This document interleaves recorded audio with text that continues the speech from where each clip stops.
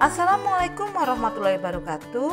Jumpa kembali dengan saya Ibu Septiana Tri Astuti, masih dalam mata pelajaran biologi khususnya KD 3.9 tentang Kingdom Animalia. Kali ini kita akan membahas film yang kedua, yaitu film Solenterata. Kita masuk pada ciri-ciri film Solenterata, bahwa kita ketahui Solenterata berasal dari kata soleos yang artinya rongga dan enteron yang artinya usus. Jadi pada Solenterata ini mempunyai rongga usus atau rongga gastrovaskuler yang terdapat di lapisan gastroderma. Untuk Solenterata ini termasuk hewan diploplastik, artinya dia memiliki dua lapis tubuh, yaitu lapisan ektoderma dan lapisan endoderma. Pada lapisan endoderma itu terdapat sel sengat atau knidosit yang mengandung hipnotoksin, berfungsi untuk melumpuhkan mangsanya. Karena film Solenterata memiliki knidosit, makanya film Solenterata juga disebut juga film Cnidaria. Pada rongga gastrovaskuler Solenterata ini memiliki satu lubang, namanya osculum, dan osculum ini berfungsi sebagai mulut dan juga sebagai anus. Solenterata memiliki dua fase hidup atau bentuk tubuh, yaitu bentuk polip dan medusa. Bentuk polip itu bentuk di mana Solenterata itu tidak bisa bergerak kemana-mana, hanya diam di tempat saja, atau di dasar perairan atau di dasar laut. Sedangkan bentuk medusa, di mana ini bentuk dari Solenterata tersebut dapat berenang bebas atau bergerak bebas di perairan, baik air tawar maupun air laut. Dan Solenterata ini memiliki saraf dan otot yang masih sederhana. Pada Solenterata dikelompokkan atau diklasifikasikan menjadi 3 kelas, yaitu kelas yang pertama kelas Hydrozoa, yang terkenal ada Hydra dan Obelia. Kemudian kelas Kyphozoa itu ada Aurelia aurita atau ubur-ubur atau dikenal dengan nama jellyfish, dan kelas yang ketiga yaitu kelas Anthozoa. Ini penyusun terumbu karang atau penyusun koral. Kita masuk kelas yang pertama, yaitu kelas Hydrozoa. Sebagian besar anggota Hydrozoa hidup di laut, beberapa juga ada yang hidup di air tawar. Anggota kelas Hydrozoa ada yang hidup berkoloni dan ada pula yang soliter. Anggota Hydrozoa yang hidup berkoloni mempunyai bentuk tubuh polip dan medusa. Contohnya ada Obelia. Sementara anggota Hydrozoa yang hidup soliter atau sendiri hanya mempunyai bentuk tubuh polip. Contoh Hydra. Pada kelas Hydrozoa, fase polip lebih dominan dibandingkan fase medusa. Contoh dari kelas Hydrozoa ada Hydra sp dan ada Obelia sp. Selanjutnya kita akan membahas mengenai spesies dari Hydra. Hydra hidup di air tawar. Hewan ini hidup soliter dan berbentuk polip. Hydra menempelkan pangkal tubuhnya yang berbentuk cakram pada tumbuhan air atau batu. Hydra dapat menghasilkan tunas melalui penonjolan keluar bagian tubuhnya. Pada ujung tunas terdapat mulut yang dikelilingi tentakel. Tentakel berfungsi untuk menangkap mangsa atau menangkap makanan. Selanjutnya makanan akan dicerna di rongga gastrovaskuler. Ketika tunas lepas dari tubuh induk, tunas akan tumbuh menjadi individu baru.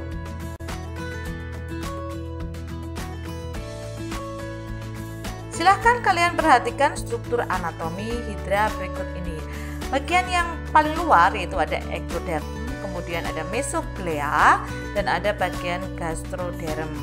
Pada hidra juga terdapat tunas, dan di bagian ujung tubuhnya itu dekat mulut ada tentakel yang fungsinya untuk menangkap mangsa. Kemudian hidra juga memiliki rongga gastrovaskuler.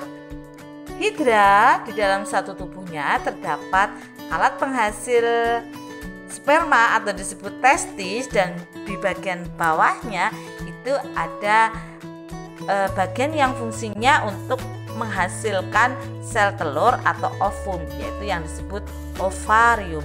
Sedangkan kalian perhatikan juga gambar hidra, itu gambar mikroskopis. Di situ akan terlihat tentakel dan terlihat terdapat tunas.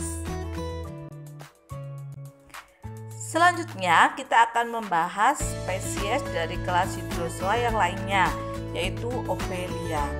Obelia hidup di laut secara berkoloni. Pada siklus hidupnya, tubuh Obelia berbentuk polip dan medusa. Pada fase polip, Obelia hidup berkoloni dan melekat pada suatu tempat. Pada fase ini merupakan bentuk vegetatif dari Obelia. Obelia terdapat dua jenis polip, yaitu polip hidran dan polip gonanium. Polip hidran memiliki tentakel di sekeliling oskulumnya. Polip hidran ini bertugas mengambil dan mencerna makanan, sedangkan polip gonanium tidak memiliki tentakel. Polip gonanium yaitu bertugas untuk melakukan perkembangbiakan aseksual.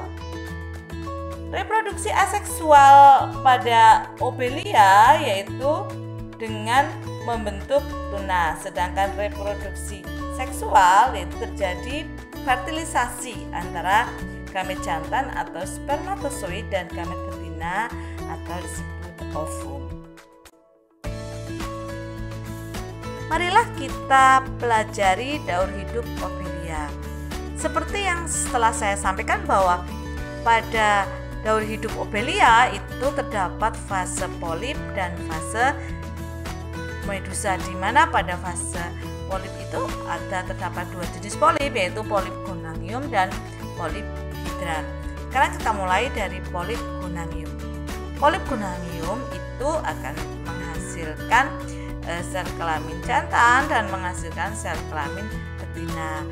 Dan pada waktu Obelia atau dalam bentuk medusa yang sudah dewasa, tentunya dia akan menghasilkan sel sperma dan sel ovum. Kemudian sel sperma dan sel ovum itu akan mengalami fertilisasi, membentuk zigot. Kemudian zigot akan mengalami pembelahan sel, yaitu dari morula, gastrula, blastula, kemudian akan berkembang menjadi larva yang bersilia yang disebut planula. Kemudian planula ini akan berkembang menjadi polip muda atau koloni muda, kemudian menjadi polip dewasa yang tentunya nantinya akan menghasilkan polip gonanium dan polip hidran. Seterusnya seperti itu. Kita memasuki kelas yang kedua pada Solenterata, yaitu kelas Scyphozoa. Bentuk tubuh Scyphozoa seperti mangkok, transparan, dan melayang-layang di lautan. Hewan ini memiliki lapisan mesoglea yang tebal yang berfungsi sebagai sumber nutrisi. Pada daur hidupnya, bentuk tubuh medusa merupakan fase yang dominan, tetapi dia juga memiliki fase polip. Contohnya ada ubur-ubur atau Aurelia aurita dan dikenal juga sebagai jellyfish. Marilah kita simak daur hidup ubur-ubur atau Aurelia berikut ini. Seperti Obelia, Aurelia juga mengalami pergiliran keturunan. Aurelia memiliki alat kelamin yang terpisah pada individu jantan dan betina. Pembuahan ovum oleh sperma terjadi secara internal di dalam tubuh individu betina. Hasil pembuahan berupa zigot yang akan berkembang menjadi larva bersilia yang disebut planula.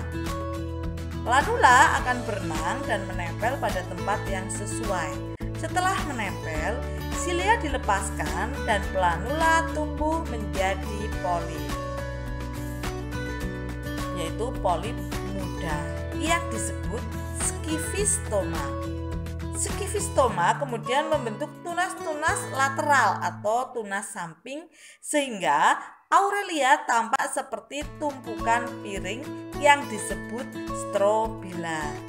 Kemudian kuncup dewasa yang paling atas akan melepaskan diri dan berkembang menjadi medusa muda yang disebut Evira. Selanjutnya Evira berkembang menjadi medusa dewasa, kemudian akan terjadi fertilisasi lagi dan daur hidup akan selalu berulang. Kita masuk untuk kelas yang ketiga dari film Solenterata, yaitu kelas Anthozoa. Ciri dari kelas Anthozoa bahwa bentuk tubuhnya menyerupai bunga. Anthos itu bunga, zoa itu hewan. Jadi hewan yang bentuknya menyerupai bunga. Anggota kelas ini hidup di laut sebagai polip soliter maupun koloni. Hewan kelompok ini tidak memiliki bentuk medusa. Tubuh Anthozoa tersusun dari kalsium karbonat. Kerangka hewan Anthozoa yang telah mati akan membentuk pulau karang atau disebut reef. Rongga gastrovaskuler Anthozoa mempunyai sekat yang mengandung nematokis. Tentakelnya juga mengandung nematokis yang tentunya berfungsi untuk melumpuhkan mangsanya dan untuk mendapatkan makanan. Marilah kita lihat beberapa contoh spesies dari kelas Anthozoa yang bisa kalian temukan di lautan sebagai penyusun dari terumbu karang. Yang pertama ada karang suling atau Tubipora musica. Kemudian ada fungia yang bentuknya seperti jamur. Ada juga spesies Meandrina. Ini di sini meandrinanya seperti kotak atau disebut Meandrina brand.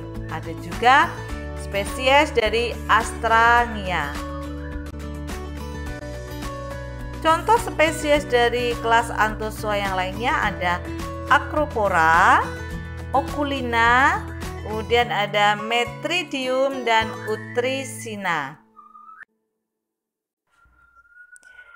Saatnya kita membahas mengenai peranan dari film Solenterata. Kita ketahui bahwa film Solenterata itu memiliki cukup banyak spesies dari 3 kelas, yaitu kelas Anthozoa, kelas Scyphozoa, dan kelas Hydrozoa. Manfaat yang pertama pada Solenterata khususnya untuk kelas Anthozoa karena dia penyusun terumbu karang, yaitu bermanfaat untuk menahan hantaman ombak. Itu ada karang pantai dan ada barrier reef atau karang pemecah ombak. Kemudian sumber protein misalnya untuk jellyfish atau ubur-ubur, walaupun dia mengandung racun, tetapi dengan pengolahan yang cukup jitu dapat menjadikan ubur-ubur sebagai sumber protein yang cukup tinggi. Kemudian untuk Solenterata itu juga dapat mengikat oksigen dan sebagai taman laut serta sebagai akuarium laut. Selain itu, terumbu karang juga dapat dijadikan tempat berlindung biota laut yang lainnya. Otomatis karena keindahannya menimbulkan nilai estetika, dapat dijadikan sebagai wisata laut. Dan untuk spesies dari Solenterata yang untuk dari kelas Anthozoa ini dapat dijadikan untuk pembuat jalan dan landasan bangunan. Demikianlah untuk pembahasan materi film Solenterata. Terima kasih atas perhatiannya, semoga ilmunya bermanfaat. Wassalamualaikum warahmatullahi wabarakatuh.